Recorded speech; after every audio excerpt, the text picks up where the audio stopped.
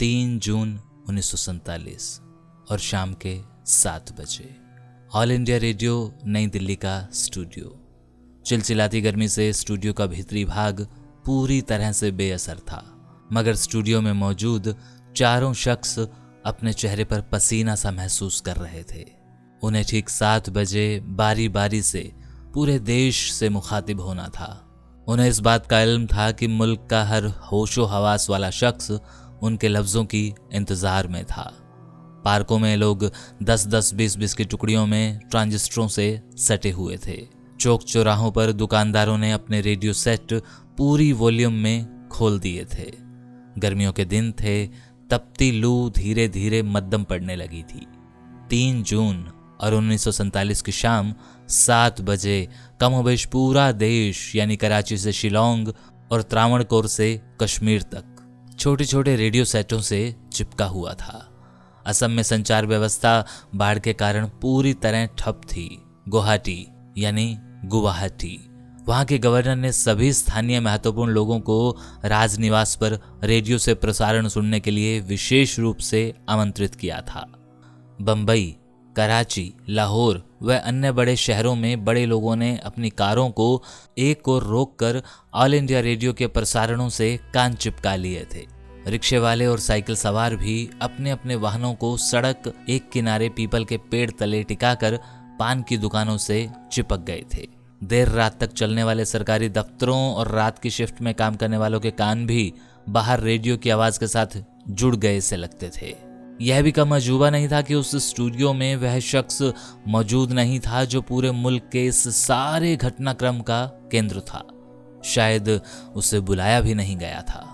ऐसे शख्स की मौजूदगी में कुछ कहना या घोषित करना मुमकिन भी नहीं था। वह उस समय वहीं दिल्ली में शाम की प्रार्थना सभा के लिए तेज कदमों से प्रार्थना स्थल की ओर जा रहा था, मगर ऐसा भी नहीं लगता था कि स्टूडियो में मौजूद लोग उस केंद्रीय शख्सियत की अपेक्षा करते थे। हकीकत तो यह थी कि उस निहत्ते, अधनंगे, विनम्र, शालीन फकीर से आंख मिलाने की जुर्रत भी नहीं होती थी। सिर्फ एक शख्स था जो बात भी कर सकता था और आंख भी मिला सकता था। मगर आज जो होना था उस बारे में दोनों काम आसान नहीं थे। उस अधनंगे फकीर यानी महात्मा गांधी से बात कर पाने या आंख मिला पाने की क्षमता सिर्फ माउंटबेटन में थी, जिन्हें आज सबसे पहले बोलना था। उनके साथ ही मौजूद थे जवाहरलाल नेहरू, जो भावी भारत के प्रधानमंत्री माने जाते थे। उनके साथ ही बैठे थे मुस्लिम लीग के नेता व भावी पाकिस्तान के भावी गवर्नर जनरल मोहम्मद अली जिन्ना, और चौथी कुर्सी पर मौजूद थे सिख प्रतिनिधि सरदार बलदेव सिंह। हालांकि इन चारों के भाषणों की प्रतियां अग्रिम रूप से मीडिया तक पहुंचा दी गई थी, ताकि पत्रकार लोग अपने अपने अखबारों में सही ढंग से सामग्री को चस्पा कर सकें। मगर आज उसी शख्स को एक अलग किस्म की भूमिका निभानी थी।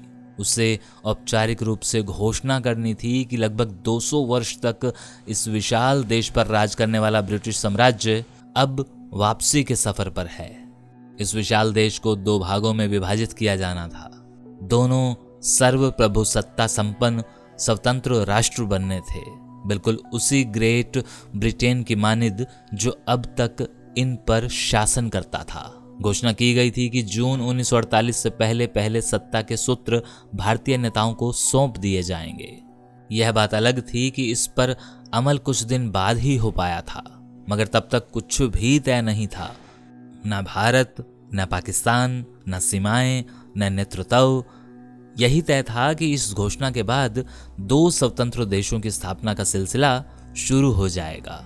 माउंटबेटन सबसे पहले बोले थे, बहुत छोटा सा भाषण, और बाद में नेहरू बोले। वह हिंदी में बोल रहे थे।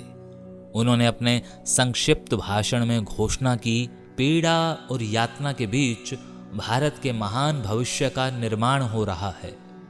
मैं आपसे अनुरोध करता हूं कि इस योजना को स्वीकार लें।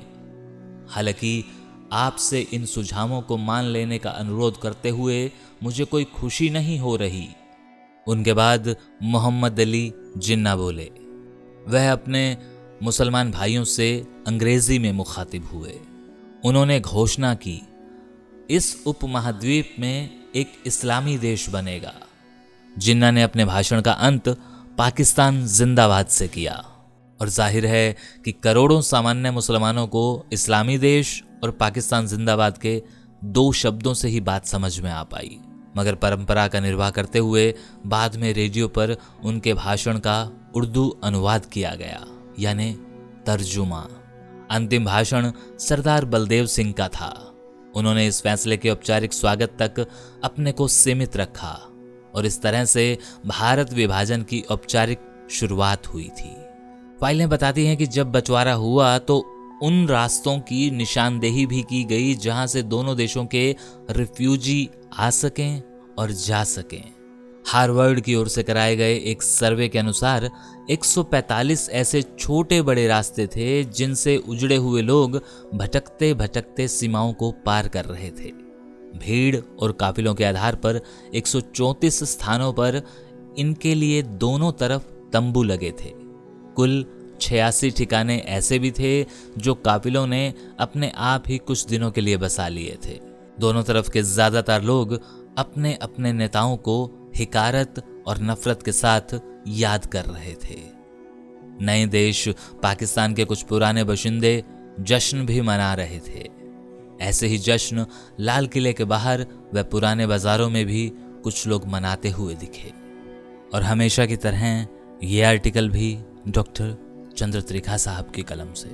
शुक्रिया।